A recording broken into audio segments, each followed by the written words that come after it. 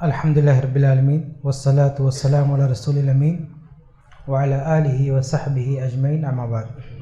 سب سے پہلے تو معذرت، طبیعت کو صحیح نہیں ہے، آواز ہو سکتا ہے صاف نہ ہو، اتفاق سے طبیعت ناساز ہوگی، تو جو بھی ہو سکتا ہے جس طرح بھی ممکن ہے میں اپنے موضوع کو آپ کے سامنے پیش کرنے کی کوشش کرتا ہوں۔ موضوع ہے بھائی پر بھائی کے حقوق۔ ہم بہت سارے لوگوں کے حقوق پر بات کرتے ہیں، خاص طور سے میاں بیوی کے حقوق، پڑوسیوں کے حقوق، فلاں کے حقوق، حتیٰ کہ کبھی کبھی ہم بات کرتے ہیں جانوروں کے حقوق وغیرہ وغیرہ، لیکن ایک سگے بھائی پر دوسرے سگے بھائی کے جو حقوق ہیں اس پر بہت کم بات ہوتی ہے، اور آپس میں لڑائیاں جھگڑے بہت ہوتے ہیں بھائی بھائی میں۔ تو اسی مناسبت سے میں یہ موضوع لے کر آپ کے سامنے حاضر ہوا ہوں تاکہ ہم سب جان سکیں کہ ہمارے سگے بھائی کے تعلق سے ہماری ذمہ داریاں کیا ہیں، سگا بھائی چھوٹا ہو یا بڑا ہو۔ دیکھیے، بھائی کئی طرح کے ہوتے ہیں۔ ایک ہوتا ہے نسبی بھائی، یعنی خون کا رشتہ ہے۔ ایک ہوتا ہے رضاعی بھائی، دودھ کا رشتہ ہے۔ ایک ہوتا ہے منہ بولا بھائی۔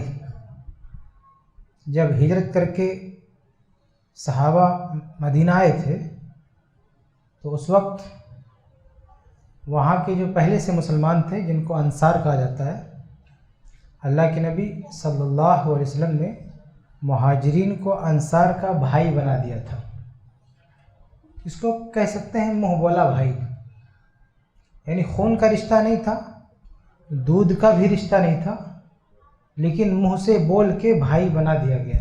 تو یہ ایک بھائی کی قسم تھی، کبھی منہ بولا بھائی، اور ایسے ایک کہہ سکتے ہیں دینی بھائی، یعنی جو بھی مسلمان ہے وہ ہمارا بھائی۔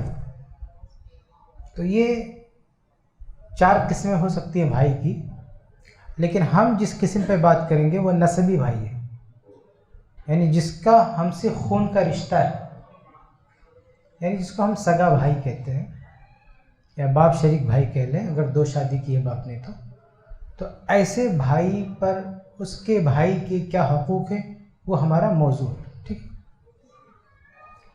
میں کوشش کروں گا کہ 10 چیزیں آپ کے سامنے رکھ سکوں۔ سب سے پہلی چیز یہ کہ ایک سگے بھائی کا ایک دوسرے سگے بھائی سے جو رشتہ ہے، اس رشتے کی اہمیت کو سمجھنا یہ بھی اس کا ایک حق ہے۔ یعنی ہمارے بیچ بہت سارے ایسے لوگ ہیں جو یہ جانتے ہی نہیں کہ اس رشتے کی اہمیت کیا ہے۔ یہ رشتہ بہت زیادہ اہمیت کا درجہ رکھتا ہے کیونکہ یہ خون کا رشتہ ہے۔ ایک اور رشتہ ہوتا ہے جس کو ہم نکاح کا رشتہ کہتے ہیں، سحری رشتہ۔ جیسے آدمی نے شادی کیا ایک عورت سے، وہ اس کی بیوی ہو گئی، بیوی سے اس کا رشتہ ہے، لیکن یہ رشتہ خون کا رشتہ نہیں ہے، بلڈ ریلیشن نہیں ہے، اس کو سحری رشتہ کہتے ہیں، نکاح کا رشتہ۔ ایک عورت نے ایک آدمی سے شادی کیا، رشتہ ہو گیا، لیکن یہ خون کا رشتہ نہیں ہے۔ تو جو خون کا رشتہ ہے وہ اتنا اہم رشتہ ہے کہ وہ کبھی ٹوٹ نہیں سکتا۔ نکاح کے رشتے سے بڑا اہمیت یہ رشتہ رکھتا ہے۔ اس لیے میں نے کہا نا کہ اس رشتے کی اہمیت کو سمجھیں۔ ہمارے بھی بہت سارے لوگ ہیں جو نکاح کے رشتے کو بھائی کے رشتے پر فوقیت دیتے ہیں۔ وجہ یہ ہے کہ اس رشتہ داری کو سمجھ نہیں پاتے۔ دیکھیں، قرآن و حدیث میں جگہ جگہ آپ کو ملے گا کچھ آیات، کچھ حدیث جن میں صلہ رحمی کا حکم ہے۔ صلہ رحمی، صلہ رحمی کا ترجمہ ہم اردو میں کیا کہتے ہیں؟ رشتہ داری نبھانا۔ جیسے صحیح بخاری وغیرہ کی روایت ہے، جو اللہ پر اور آخرت کے دن پر ایمان رکھتا ہے فَلْيَصِلْ رَحِمَهُ، وہ صلہ رحمی کرے۔ صلہ رحمی کا مطلب کیا ہے؟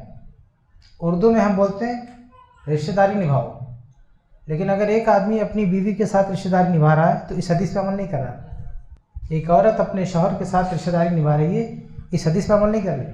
ایک آدمی اپنے داماد کے ساتھ رشتہ داری نبھا رہا ہے، اس حدیث پر عمل نہیں کر رہا ہے، کیونکہ یہ جو حدیث ہے صلہ رحمی کی، یہ اصل میں خونی رشتوں کے ساتھ رشتہ داری نبھانے کی بات ہو رہی۔ رحم کہتے ہیں عورت کی بچے دانی کو، تو جو رشتے اس بچے دانی سے گزر کر پیدا ہوتے ہیں، جن کا اس بچے دانی سے لنک ہوتا ہے جن رشتوں کا، اس کو کہتے ہیں رحمی رشتہ، جس کو ہم خونی رشتہ کہہ سکتے ہیں، بلڈ ریلیشن کہہ سکتے ہیں۔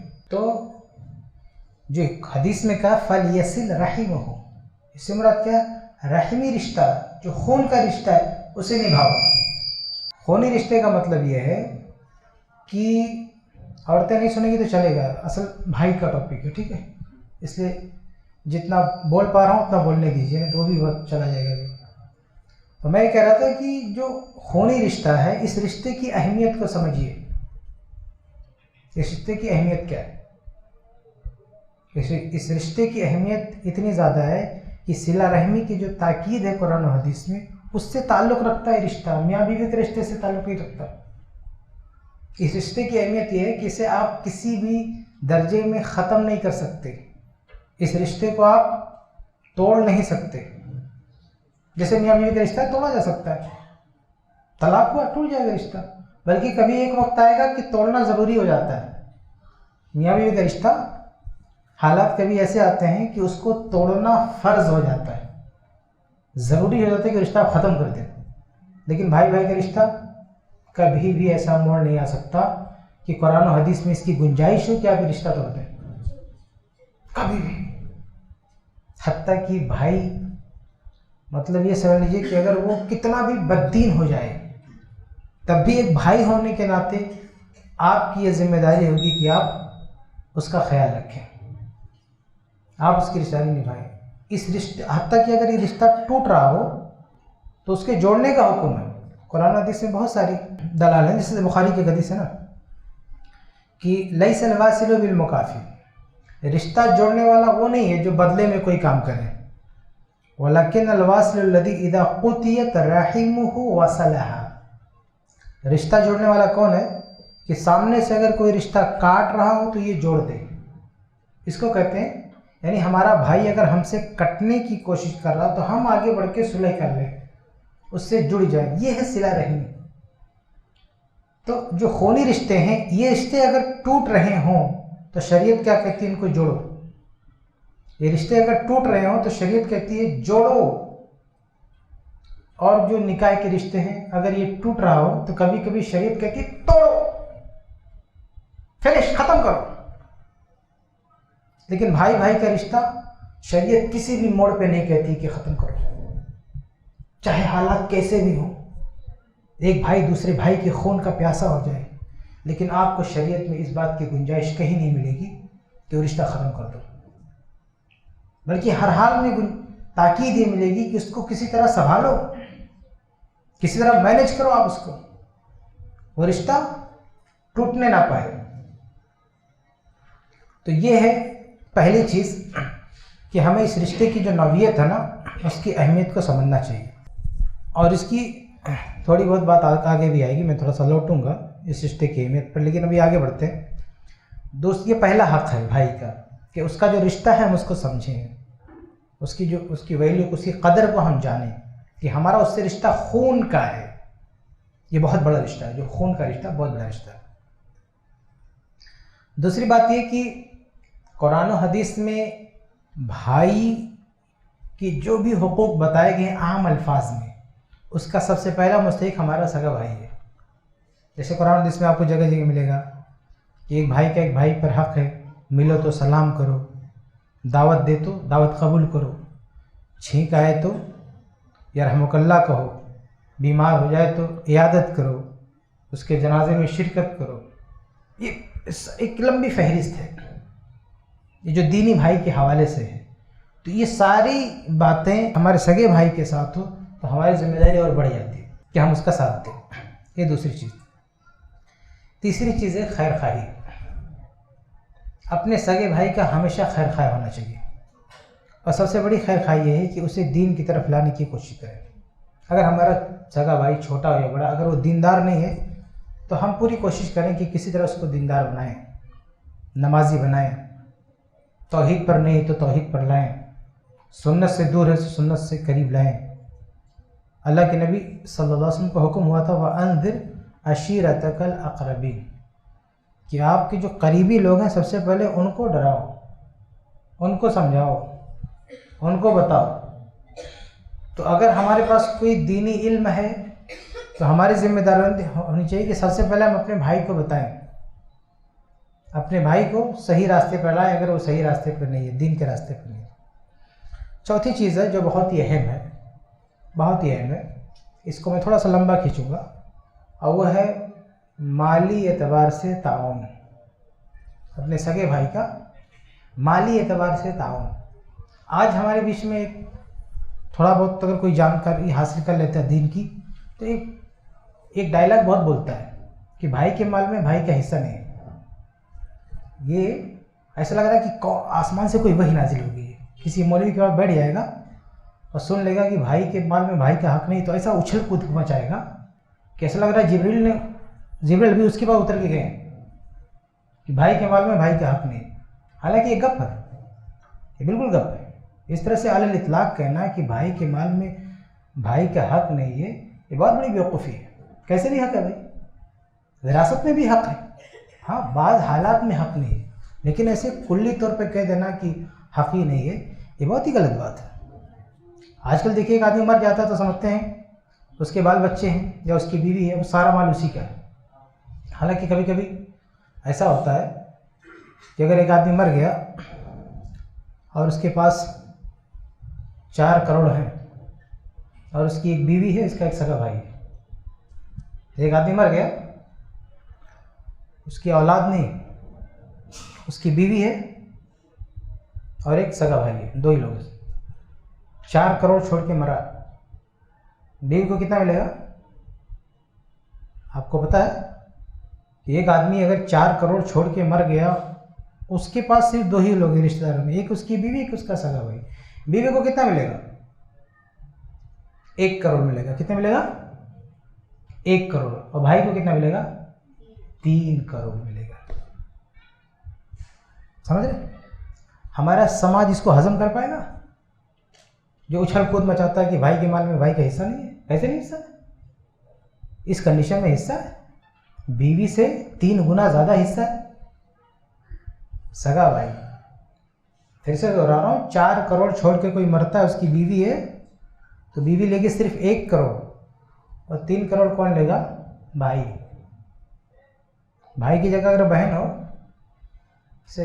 اس کو کیا بولتے ہیں؟ بیوی کی ننند بولتے ہیں نا، ننند۔ تو ایک آدمی مر گیا، اس کی بیوی ہے اور اس کی ایک بہن ہے، سگی بہن، تو اس کی بیوی لے گی 1/4، 4 کروڑ ہے تو 1 کروڑ، باقی 3 کروڑ کون لے گا؟ اس کی بہن لے گی، فرضاً اور رداً 3 کروڑ اس کی بہن نن لے گی۔ اور ایک آدمی شادی شدہ ہوتا ہے، بیوی کے ساتھ رہتا ہے، اگر 2-3 دن کے لیے بھائی مہمان بن کر آ جائے تو بیوی منمنانے لگتی ہے، یہاں بیٹھ کے کھا رہا ہے۔ اس پاگل کو کون سمجھائے کہ اس کا حق کتنا بڑا ہے؟ وہ بھائی کا مال کھا رہا ہے، تمہارا مال تو نہیں کھا رہا۔ ارے زندہ تو زندہ، وہ مر گیا نا تو 1/3 لے کے جائے گا، 3 گنا زیادہ لے کے جائے گا وہ، اگر اولاد نہیں ہے تو تم ہو کس خیال میں؟ ایسے بہن آ گئی اگر بھائی کے گھر پہ تب بھی وہاں منمنانے لگتی بیوی۔ کون آ گیا گھر میں بیٹھا ہوا، عجیب ہوگا، ایک سے ایک جملہ بول کے اس کو بھگا دیتے، بیچارہ رہنا جینا حرام کر دیتے۔ تو ہمیں جاننے کی ضرورت ہے کہ ہمارے بھائی کا کتنا حق ہے ہمارے اوپر، ٹھیک ہے؟ تو مالی اعتبار سے بھائی کے جو حقوق ہیں وہ ادا کرنا چاہیے۔ اس میں سب سے بڑا حق کیا ہے؟ میں 1-2 چیز آپ کو بتاتا ہوں۔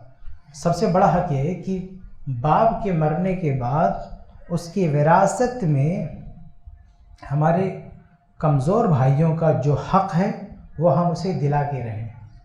مثال کے طور پر میں بڑا بھائی، اپنے باپ کا بڑا بیٹا ہوں اور میرے باپ کا انتقال ہو گیا، اب جو چھوٹے چھوٹے میرے بھائی ہیں، ابھی میں چاہوں تو ان کا حصہ بیمانی کر لوں کیونکہ میں بڑا ہوں، ادھر ادھر کر لوں، لیکن اب میری ذمہ داری کیا ہوگی؟ سب سے بڑی ذمہ داری ہوگی کہ میں اپنے چھوٹے بھائیوں کی امانت کو سنبھال کے رکھوں۔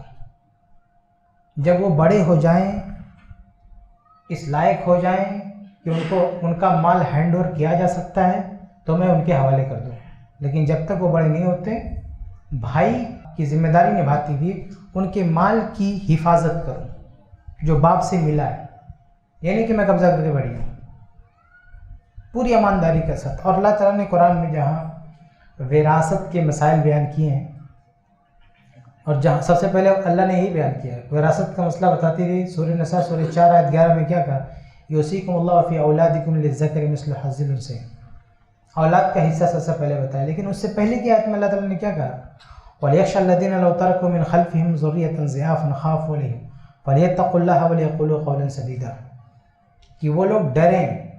اللہ تعالیٰ بیٹوں کو کہہ رہا ہے، بڑے بیٹوں کو، ایک آدمی مر گیا، اس کے بڑے بیٹے ہیں، چھوٹے بیٹے چھوٹی بیٹیاں بھی ہیں، تو بڑے بیٹوں سے اللہ کیا کہہ رہا ہے کہ تمہارا باپ مرا ہے، تم ڈرو، اور چھوٹے چھوٹے بھائی ہیں تمہارے، بھائی بہن ہیں، ان کو لے کر تم ڈرو، سوچو، اگر لو ترکوا من خلفہم ذریۃ ضعافا، سوچو ایک پل کے لیے کہ اگر تم مر جاؤ اور تمہارے چھوٹے چھوٹے جو بچے ہیں نا ان کو چھوڑ کے مر جاؤ تو تمہیں کتنی فکر ہوگی ان بچوں کی۔ جیسے ہم لوگ کماتے کھاتے ہیں، گھر پہ جاتے ہیں، کبھی بیٹی دوڑ کے آتی ہے، کبھی بیٹا دوڑ کے آتا ہے، گود میں آتا ہے، کھلاتے ہیں، ابھی اچانک موت آ جائے تو موت جب آتی ہے نا تو آدمی کو کس چیز سے ڈر لگتا ہے؟ دو چیز سے۔ جب انسان پہ موت آتی ہے تو دو چیز سے ڈر لگتا ہے اس کو، ایک مرنے کے بعد آگے ہمارے ساتھ کیا ہوگا، اور دوسرا مرنے کے بعد پیچھے ہمارے بچوں کے ساتھ کیا ہوگا۔ یہ باپ کا یہ جگر ہے کہ اس کی سانسیں اکھڑ رہی ہوتی ہیں اور اس وقت اپنے بچوں کے بارے میں فکر مند ہوتا ہے۔ یہ باپ، یہ میں نہیں کہہ رہا ہوں، یہ قرآن کہہ رہا ہے۔ قرآن کہہ رہا ہے کہ لو ترکوا من خلفہم ذریۃ ضعافا، کہ بڑے بھائیوں ذرا سوچو کہ اگر تم مرنے لگو اور تمہارے چھوٹے چھوٹے بچے ہوں تو کیا ہوگا، خافوا علیہم، تمہیں ڈر ہوگا کہ تم بچوں کا کیا ہوگا۔ تو جیسے تم اپنے بچوں کو چھوٹی عمر میں چھوڑ کے جانے لگو گے تو ڈرو گے، تو ایسے سوچو تمہارا باپ گیا ہے تو یہ تمہارے جو چھوٹے چھوٹے بھائی ہیں نا، یہ تمہارے باپ کے چھوٹے چھوٹے بچے ہیں، تو باپ جب تمہارا مر رہا تھا تو ڈر رہا تھا کہ ان بچوں کے ساتھ کیا ہوگا، ذرا اس کا لحاظ کرو۔ اللہ تعالیٰ کہتا ہے ذرا ان کا لحاظ کرو۔ تمہارے باپ کی سانسیں اکھڑ رہی تھی تو باپ فکر مند تھا کہ ان کے بڑے بیٹوں کا تو کوئی مسئلہ نہیں، سیٹ ہو گئے، چھوٹے بچے کیا کریں گے، اس کی بیٹی کا کیا ہوگا جس کی بھی شادی نہیں ہوئی، اس کے بیٹے کا کیا ہوگا جس کی پڑھائی لکھائی چل رہی ہے۔ تو اللہ کہتا ہے بڑے بھائیوں کو مخاطب کرتے ہوئے کہ ذرا ڈرو، تم مرنے لگو گے تو اپنے بچوں کے بارے میں تمہارے جذبات کیا ہوں گے۔ یہی جذبات تمہارے باپ کے تھے جب وہ مر رہا تھا، تو اس لیے ان کا خیال رکھو، یعنی اپنے چھوٹے بھائیوں کا اور اپنی چھوٹی بہنوں کا خیال رکھو۔ تو مالی اعتبار سے جو سب سے بڑا حق ہوتا ہے ایک بھائی کی، جو ذمہ داری ہوتی ہے کہ باپ کا جو ترکہ ہے، باپ کا جو میراث ہے، وراثت ہے، اس میں چھوٹے بھائی بہنوں کا جتنا حق بنتا دے دے، اس میں سے کچھ بھی ہڑپ نہ کرے، کسی بھی بہانے سے، کسی بھی ذریعے سے ہڑپ نہ کرے۔ اب یہ تو اپنے آپ میں اتنا بڑا موضوع ہے کہ اس میں بات کریں تو بات بہت لمبی ہو جائے گی۔ کبھی کبھی ایسا ہوتا ہے نا کہ باپ مال کو چھوڑ کے گیا ہے تو اسی مال کو لے کر بڑا بھائی تجارت کو لے کر آگے بڑھتا ہے اور بعد میں کیا کہتا ہے، سب میرا ہے، سب میں نے کیا ہے، تم لوگ تو چھوٹے چھوٹے، تمہارا کچھ ہے ہی نہیں۔ حالانکہ جب باپ کا مال لے کر آگے بڑھا ہے تو چھوٹے چھوٹے بچے جو گرچہ چھوٹے ہیں لیکن ان کا شیئر ہے ان کے ساتھ، کیونکہ باپ کا مال تھا نا، تو باپ کے مال میں ان کا بھی حصہ ہے، تو بڑا بھائی ان کا شیئر لے کر آگے بڑھا ہے، لیکن بعد میں کہتا ہے سب میں نے کیا ہے۔ ارے میں نے کیا، ان کے پیسوں سے تم نے کمایا ہے تو وہ تم کو لوٹانا چاہیے بھائی ان کو، لیکن آدمی نہیں لوٹاتا۔ بہرحال یہ تو بہت بڑا ٹاپک ہے، بات کریں گے تو بات دوسری طرف جائے گی۔ ان شارٹ یہ کہ وراثت میں چھوٹے بھائیوں کا جو بھی حق ہے بڑا بھائی اس کو دے دے، ادھر ادھر نہ کرے۔ اسی طرح سے ایک اور چیز ہے، کبھی کبھی چھوٹے بھائی بہنوں کی دیکھ بھال بھائی پر واجب ہو جاتی ہے، فرض، یہ بھی بھائی نہیں سمجھتا، سمجھ؟ کبھی کبھی حالات ایسے آتے ہیں، دیکھیے اگر باپ زندہ ہے تو اس کی ساری اولاد کی دیکھ بھال کی ذمہ داری کس کی؟ باپ کی ہے۔ باپ مر گیا تو اگر دادا زندہ ہے تو دادا کی ذمہ داری ہے، دادا نہیں ہے چاچا کی ذمہ داری ہے، باپ بھی نہیں ہے، دادا بھی نہیں ہے، چاچا بھی نہیں ہے۔ اگر بھائی ہے، سگا بھائی، بڑا بھائی، اگر بڑا بھائی زندہ ہے اور چھوٹے اس کے چھوٹے بھائی ہیں اور بڑے، مان لیجیے باپ نے کوئی وراثت نہیں چھوڑی ہے، باپ نے مائنس میں گیا ہے، الٹا قرضہ کھا کے گیا باپ، اور ایک بڑا بھائی ہے، ایک چھوٹا بھائی ہے، تو ایک چھوٹے بھائی کی پرورش کون کرے گا؟ یعنی چھوٹے بھائی کا باپ مر چکا ہے، اس کا دادا بھی نہیں ہے، کوئی نہیں آگے پیچھے، تو اس کی پرورش کی ذمہ داری کس کے اوپر ہے؟ اس کے بڑے بھائی کے اوپر ہے۔ یہ احسان نہیں، یہ فرض ہے، तो हम लोग डायलॉग बाजी करते हैं ना, भाई के माल में भाई का हिस्सा नहीं। अरे भाई इस कंडीशन में हिस्सा है, फर्ज है, नहीं करेगा तो पीटा जाएगा क़यामत के दिन। कि मैं नहीं बोल रहा हूँ, कुरान बोलता है। अल्लाह ताला कहता है सूरह बकरा आयत नंबर 233, व अलल मौलूदि लहु रिज़्क़ुहुन्ना व किस्वतुहुन्ना बिल मारूफ़, कि जो भी छोटा बच्चा पैदा होगा उसकी जिम्मेदारी, उसकी माँ की जिम्मेदारी किसकी है? उसके बाप की है। अगर बाप नहीं है तो वअलल वारिथि मिस्लु ज़ालिक, वअलल वारिथि मिस्लु ज़ालिक, अगर बाप नहीं है तो उस बच्चे का जो वारिस है उसकी जिम्मेदारी हो जाएगी, उसकी देखभाल करे। तो अगर एक छोटा बेटा है, मान लीजिए 5 साल का है, उसका बाप मर गया, दादा भी नहीं है, उसका एक बड़ा भाई है जो अच्छा खासा कमा खा रहा है, तो जो बड़ा भाई चूँकि अभी वो छोटा है, उसकी शादी ब्याह कुछ नहीं हुई, तो उस छोटे का वारिस है बड़ा भाई। मान लीजिए कि बाप 10 करोड़ छोड़ के गया और उसके 2 बेटे थे, एक बड़ा बेटा है 40 साल का और एक छोटा बेटा है 5 साल का। बाप कितना छोड़ के गया? 10 करोड़। तो बड़े भाई का कितना है? 5 करोड़। अगर आगे पीछे कोई ना बीवी है ना बेटी है, कोई नहीं है, सिर्फ 2 ही बेटे, आगे पीछे कोई नहीं है, 10 करोड़ का पैसा है, तो 5 करोड़ बड़ा बेटा लेगा जो 40 साल का है, और 5 करोड़ उसका भी है जो अभी 5 साल का है। ऐसा नहीं कि उसको 5 लाख दे देंगे, उसका कितना है? 5 करोड़ है, दोनों का बराबर है। इसको ज़रा समझो कि एक बेटा है 40 साल का, उसको भी मिलेगा 5 करोड़, और एक बेटा है 5 साल का, उसको भी मिलेगा 5 करोड़।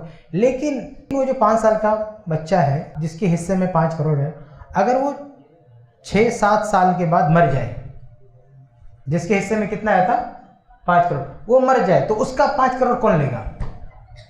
कौन लेगा? ये बड़ा भाई लेगा।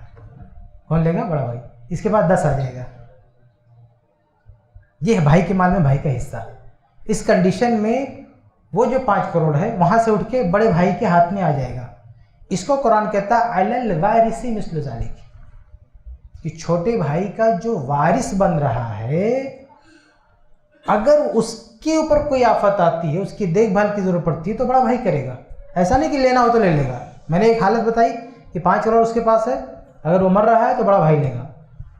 तो जब लेने का रास्ता उसके पास है, तो अगर उसको देने की बात आएगी तो भी इसको देना पड़ेगा।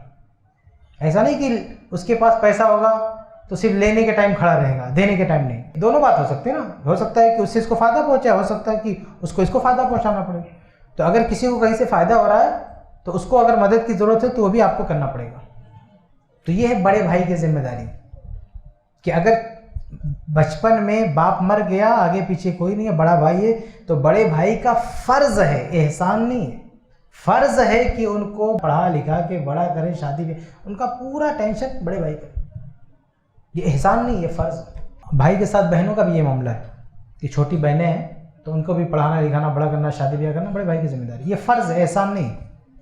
हम लोग ये डायलॉग बाजी करते हैं ना कि अगर कर दिया भाई ने तो ऐसे, एहसान नहीं, फ़र्ज़ है, फ़र्ज़ लाजिम है। अगर वो नहीं किया तो अल्लाह ताला उससे मुआवजा करेगा, क्योंकि कुरान में अल्लाह ताला ने कह दिया वालिल वारिस, वो तो वारिस बनना है। अगर वारिस नहीं बनना होता तब उसका फ़र्ज़ नहीं था। वारिस नहीं बनना मतलब दादा जिंदा होता, तो अगर दादा जिंदा होता ना उस बच्चे का, तो बच्चे के बाद मान लीजिए बता ना 5 करोड़ है, अगर वो 5 करोड़ छोड़ के मर जाता तो दादा लेता, बड़ा भाई नहीं लेता। तो जब दादे का लिंक होगा ना उसके पैसे से, तो दादा की जिम्मेदारी है। लेकिन दादा गया तो वो लिंक कहाँ से जुड़ गया? बड़े भाई से जुड़ गया, तो अब बड़ा भाई उसकी जिम्मेदारी है। तो विरासत का लिंक जिस से जुड़ेगा वो शख्स जिम्मेदार होगा। तो बड़े भाई का लिंक होता है छोटे भाई से विरासत का, इसलिए ये बड़ा भाई जिम्मेदार होगा उसके खर्चे का। एक और चीज़ है, मान लीजिए, यानी ये तो मैं विरासत का बता रहा था कि उसमें तो बाप का माल उसको देना, उसका भाई का माल तो है नहीं, लेकिन भाई अपनी जेब से भी देगा अगर हालात आ जाएंगे तो, वो भी फ़र्ज़, एहसान नहीं। लेकिन एक चीज़ है एहसान की भी, यानी मान लो विरासत का कोई लिंक नहीं है, बाप जिंदा भी हो, तो एहसान का मौका हो तो भी एक भाई को अपने भाई के ऊपर एहसान करना चाहिए। मिसाल के तौर से मुंबई में 2 भाई रह रहे हैं, एक भाई अच्छा खासा बिल्डिंग बना रहा है, कमा रहा है, सब अल्लाह ने उसको नवाजा है, एक छोटा भाई बेचारा खेमे मजदूरी कर रहा है। तो बड़े भाई को इतनी गैरत होनी चाहिए कि इतना अल्लाह ने उसको दिया है तो जाके छोटे भाई से कहे कि भैया तो क्या यहाँ परेशान हो रहा है, ये इतना पैसे देता हूँ 15-20 लाख ले, तो तू भी कोई कारोबार कर। इतना बड़ा दिल होना चाहिए बड़े भाई का। یہ تو خون کا رشتہ ہے، خون کا رشتہ جانے دیں. میں نے ابھی کہا تھا نا منہ بولا بھائی، اس کی میں مثال دوں. یہ صحیح بخاری کا حدیث نمبر 2048 ہے. جب مہاجرین اپنا گھر بار چھوڑ کے مدینہ آئے تھے نا، انصار جہاں تھے، تو مہاجرین انصار سگے بھائی نہیں تھے آپس میں. اللہ کے نبی صلی اللہ علیہ وسلم نے منہ بولا بھائی بنایا تھا، اخوت بنائی تھی، منہ بولا بھائی بنا دیا تھا. اچھا یہ منہ بولا بھائی کیوں بنایا تھا؟ اللہ نے ان کو بھائی نہیں بنایا تھا پیدائشی طور پر، یعنی ایک باپ کے بیٹے نہیں تھے وہ سب، لیکن اللہ کے نبی نے کھڑا کر کے تم اس کے بھائی، تم اس کے بھائی، تم اس کے بھائی. یہ نبی نے بھائی بھائی کا لنک کیوں کیا؟ تاکہ مدینہ میں رہنے والے جو مالدار ہیں وہ اپنے اس بھائی کی مدد کریں. آپ سوچ رہے ہیں کہ مدد کرنے کے لیے اللہ کے نبی نے منہ بولا بھائی بنایا، تاکہ جو بھائی پہلے سے پیسے والا ہے وہ اپنے بھائی کی مدد کرے. یہ اس بھائی کی بات ہو رہی ہے جو پیدائشی بھائی نہیں ہے، بنایا گیا ٹیمپریری. تو آپ سوچیں جو بھائی پیدائشی ہوں، اللہ نے جن کو قدرتی طور پر بھائی بنایا ہو، وہ اگر پریشان حال ہے تو بتائیے دوسرے بھائی کی کیا ذمہ داری بنتی ہے؟ کبھی سوچا آپ نے کہ مدینہ میں جو ٹیمپریری بھائی بنایا گیا تھا، وہ ایک دوسرے بھائی نے اپنے بھائی کے لیے کیا کچھ کیا؟ مثال دیکھیں آپ، صحیح بخاری کا حدیث نمبر 2048، عبد الرحمن بن عوف رضی اللہ عنہ. عبد الرحمن بن عوف کو جانتے ہیں کون ہے؟ یہ ان ٹاپ 10 صحابہ میں سے ہیں، 10 صحابہ میں سے ہیں جن کو اسی دنیا میں جنت کی سرٹیفکیٹ ملی. عبد الرحمن بن عوف یہ ہجرت کر کے مدینہ آئے، سب کچھ چھوڑ چھاڑ کے. مکہ میں گھر بار مال دولت سب خالی ہاتھ مدینہ پہنچے. مدینہ پہنچے تو ان کے پاس کچھ نہیں تھا، کچھ بھی نہیں تھا. تو اللہ کے نبی صلی اللہ علیہ وسلم نے سعد بن ربی رضی اللہ تعالیٰ عنہ کو ان کا بھائی بنا دیا. سعد بن ربی کو. سعد بن ربی کون تھے؟ مدینہ کے سب سے مالدار صحابی تھے، سب سے مالدار. اور عبد الرحمن بن عوف یہ بھی مکہ سے آئے تھے خالی ہاتھ. اللہ کے نبی نے کہا کہ سعد اور عبد الرحمن تم دونوں بھائی ہو. تو جب نبی نے بھائی بنایا تو سعد بن ربی عبد الرحمن کو اپنے گھر لے گئے اور کہا بھیا، کیا کہا کہ انی اکثر الانصار مالا.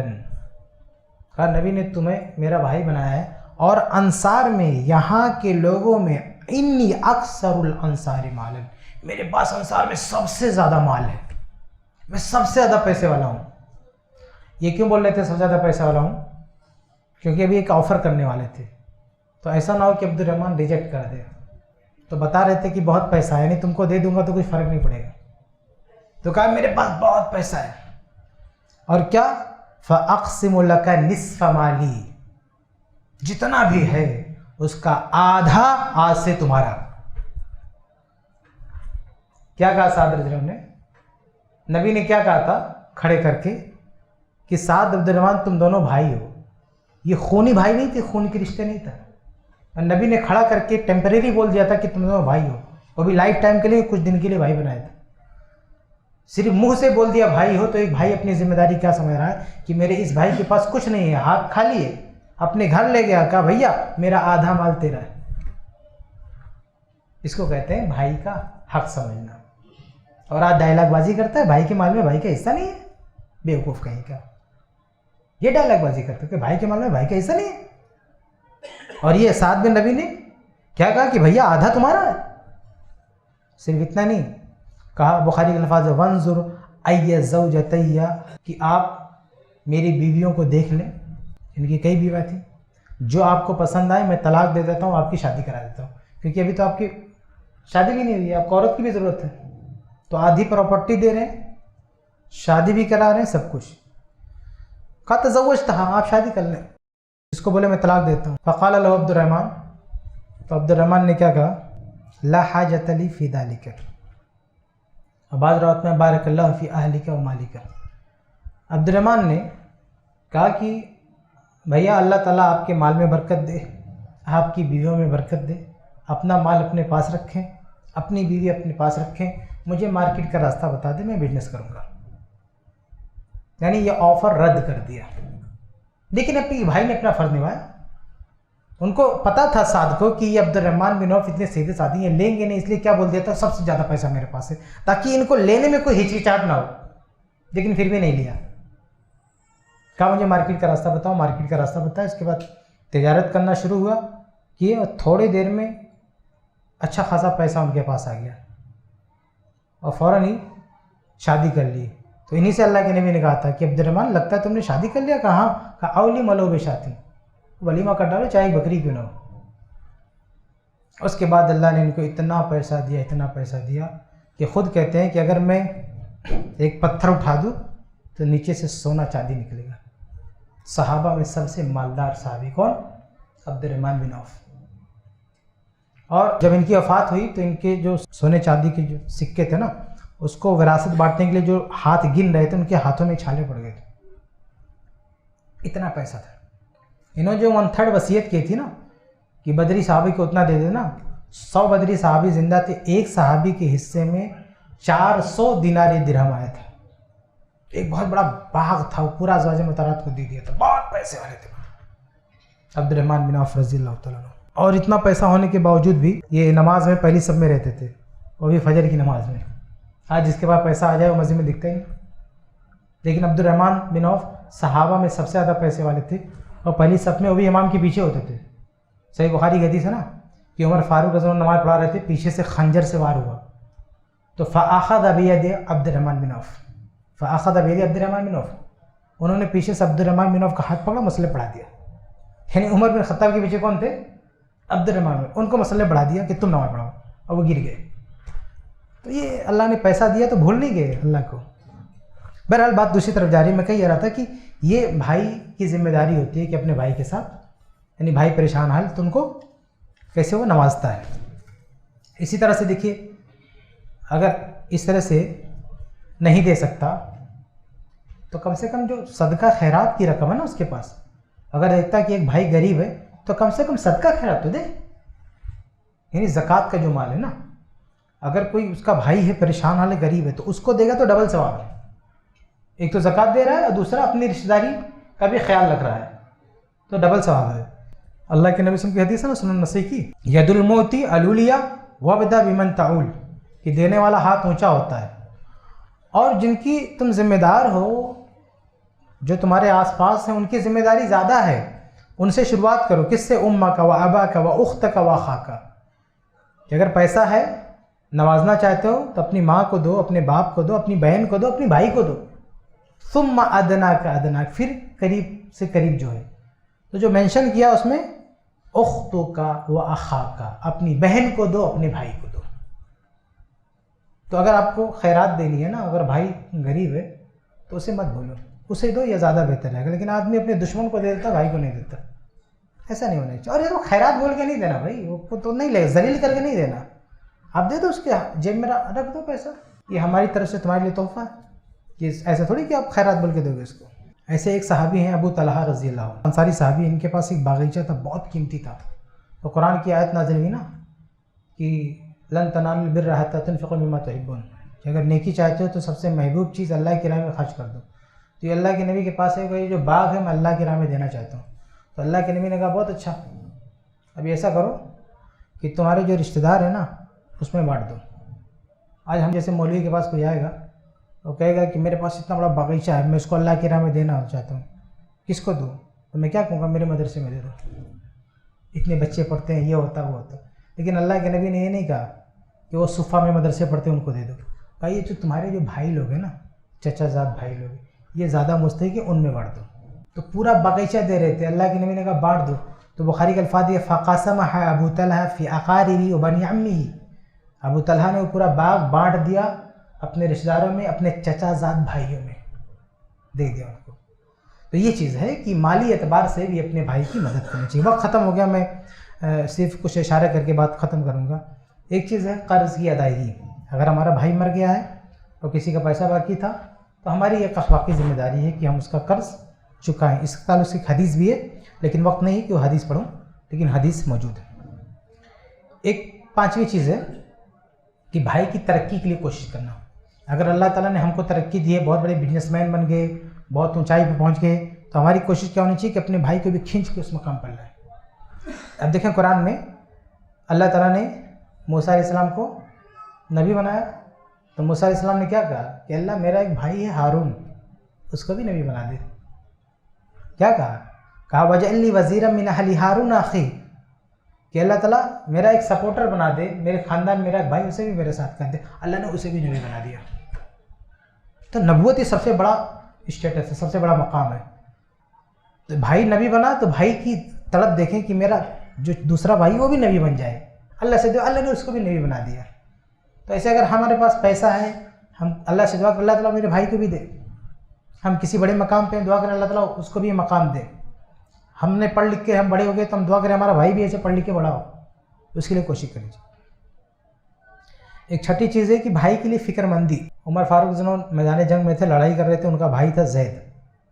اب وہ لڑتے لڑتے ان کی جو زرہیں تھی نا جو پہنتے ہیں گردن پہ جس سے وہ تلوار روکتے ہیں، وہ گر گئی، تو عمر فاروق نے اپنی زرہ کھول کے اچھال دیا، یہ لے بھیا، کہ کہیں یہ مارا نہ جائے۔ تو زید نے اس کو پھینک دیا، کہا کہ تمہیں صرف اللہ کی راہ میں شہید ہونا چاہتے ہو، مجھے بھی شہید ہونا۔ تو یہ بھائی کی فکر مندی دیکھیے کہ میدان جنگ میں جہاں ہوش نہیں رہتا ہے، دشمن کی تلواریں چل رہی، وہاں اپنا بھائی نظر کے سامنے آئے تو فکر، ایک بھائی کی فکر۔ اور آج ہمارا بھائی مر رہا ہے، مرنے دو، کوئی فکر نہیں، فکر مندی ہونی چاہیے۔ ایک ساتویں چیز یہ ہے کہ بھائی سے کوئی غلطی ہو جائے تو معاف کر دینا چاہیے، کتنی بڑی غلطی کیوں نہ کی ہو۔ وہ ہمارا، اب کچھ لوگ کیا کہتے ہیں کہ ارے وہ تو موقع پائے تو مجھے مار ڈال، مجھے زہر دے دے، گرچہ زہر دینے والا بھائی ہو تو بھی اگر آپ کو موقع ملے تو معاف کر دو، آپ بڑا دل رکھو۔ اس کی مثال ملتی ہے سورہ یوسف میں کہ یوسف علیہ السلام کے بھائی کیا تھے، ان کو تو مرڈر کرنے کی کوشش کی نا، کنویں میں لے کے ڈال دیا، لیکن جب یوسف علیہ السلام کو پاور ملا تو کیا کہا انہوں نے، قرآن نے نقل کیا، یوسف علیہ السلام نے کہا کہ لا تثریب علیکم اليوم یغفر اللہ لکم وهو ارحم الراحمین، کہ آج کوئی سرزنش نہیں ہوگی، کوئی بدلہ نہیں لیا جائے گا۔ جب یوسف علیہ السلام نے کہا کہ میں وہی بھائی ہوں جن کو تم لوگوں نے کنویں میں ڈال دیا تھا، تو کہا ڈرو نہیں، میں کوئی بدلہ لینے والا نہیں، اگرچہ آج بادشاہ تھے، اس وقت بادشاہ تھے، وہ چاہتے سب کو جیل میں بند کر دیتے، گردنیں اتروا دیتے، لیکن نہیں، یوسف علیہ السلام نے کہا کہ کوئی افتت نہیں کہے گا تمہیں، بلکہ دعا دے کہ اللہ تمہیں معاف کرے جو غلطی تم نے کی ہے۔ تو ہمارا بھائی چاہے ہمیں زہر دینے والا ہو نا، تو بھی اتنا بڑا دل رکھو کہ ہم اسے معاف کر سکیں، ہمارا خونی بھائی ہے، ہمارے باپ کا بیٹا، ہماری ماں کا بیٹا ہے، تو اتنا بڑا دل رکھو کہ اسے معاف کر سکو۔ 8ویں چیز ہے زیارت کرنا چاہیے، یعنی اس سے ملتے رہنا چاہیے، کھوج خبر لینا چاہیے، یعنی کہ سالوں سال ہو گیا کوئی بھائی کو پوچھ نہیں رہا ہے، جانا چاہیے۔ صحیح مسلم کی روایت ہے کہ ایک شخص اپنے بھائی کو دیکھنے کے لیے جا رہا تھا، تو راستے میں ایک فرشتہ آیا، صحیح مسلم کی روایت ہے، فرشتہ کہتا ہے کہ تم کہاں جا رہے ہو؟ کہا اریدو اخا لی فی ہذہ القریہ، کہا اس گاؤں میں میرا بھائی رہتا، میں دیکھنے جا رہا ہوں کہ میرا بھائی کیسا ہے۔ تو فرشتہ کہتا ہے هل لک علیہ من نعمۃ تربھا، اس نے تم پر کوئی احسان کیا، اس کو چکانے جا رہے ہو، اتنی تڑپ اس کے لیے کیوں جا رہے ہو؟ تو کہا کچھ نہیں، غیر انی احببتہ فی اللہ، بس اللہ کے واسطے مجھے اس سے محبت ہے، بس اس لیے جا رہا ہوں، اس کا کوئی احسان نہیں۔ قال فانی رسول اللہ، تو فرشتہ کہتا ہے تو سن لو، میں اللہ کی طرف سے بھیجا ہوا فرشتہ ہوں، اللہ نے مجھے بھیجا ہے تمہارے پاس، بأن اللہ قد احبک کما احببتہ فی، کہ اللہ تعالیٰ نے کہا کہ جا کے اس انسان کو بتا دو کہ اللہ تعالیٰ اس سے محبت کرتا ہے کیونکہ یہ اپنے بھائی سے محبت کرتا ہے۔ اتنا بڑا گفٹ اللہ کی طرف سے کہ ایک بھائی اپنے بھائی سے محبت کرتا ہے، تو اللہ تعالیٰ اس کی محبت سے خوش کے ایک فرشتہ بھیجتا ہے، یہ فرشتے جا اس کو راستے میں پکڑ کے بتا دے کہ اللہ تجھ سے محبت کرتا ہے کیونکہ تو اپنے بھائی سے محبت کرتا ہے۔ اس کی محبت کی دوسرے گاؤں میں رہتا ہے، اس کو دیکھنے گیا، آج فون کرنا نصیب نہیں ہوتا ہے، سالوں سال ہوتے بھائی فون نہیں کرتا بھائی کو کہ کس حالت میں ہے، کیا کر رہا ہے، تو کھوج خبر لینا چاہیے۔ آگے بڑھتے ہیں، 9ویں چیز یہ ہے کہ اس کی کوئی ضرورت ہو تو پوری کرنی چاہیے، اور اس کے تعلق سے بھی حدیث لمبی میں چھوڑتا ہوں اس کو، لاسٹ بات ختم کرتا ہوں۔ 10ویں چیز، 10واں حق یہ ہے کہ دعا کریں، دعا کرنا چاہیے۔ قرآن میں ہے نا رب اغفر لی ولی اخی، اے اللہ مجھے بخش دے اور میرے بھائی کو بخش دے، وادخلنا فی رحمتک، ہم دونوں کو اپنی رحمت میں جگہ دیں۔ تو صرف دنیا میں نہیں بلکہ آخرت میں بھی جب اللہ سے دعا کریں تو کیا کہ اللہ مجھے معاف کر دے، میرے بھائی کو بھی معاف کر دے، مجھے جنت دے، میرے بھائی کو بھی جنت دے۔ تو یہ بھائی کا حق ہے کہ ہم اس کے لیے اس کو دعاؤں میں بھی یاد رکھیں، اس کے لیے دعا کریں۔ تو یہ چند چیزیں تھیں جو میں آپ کے سامنے رکھ سکا ہوں کہ ایک بھائی کے بھائی پر کیا حقوق ہوتے ہیں۔ اللہ تعالیٰ ہم سب کو اس پر عمل کرنے کی توفیق دے، آمین رب العالمین۔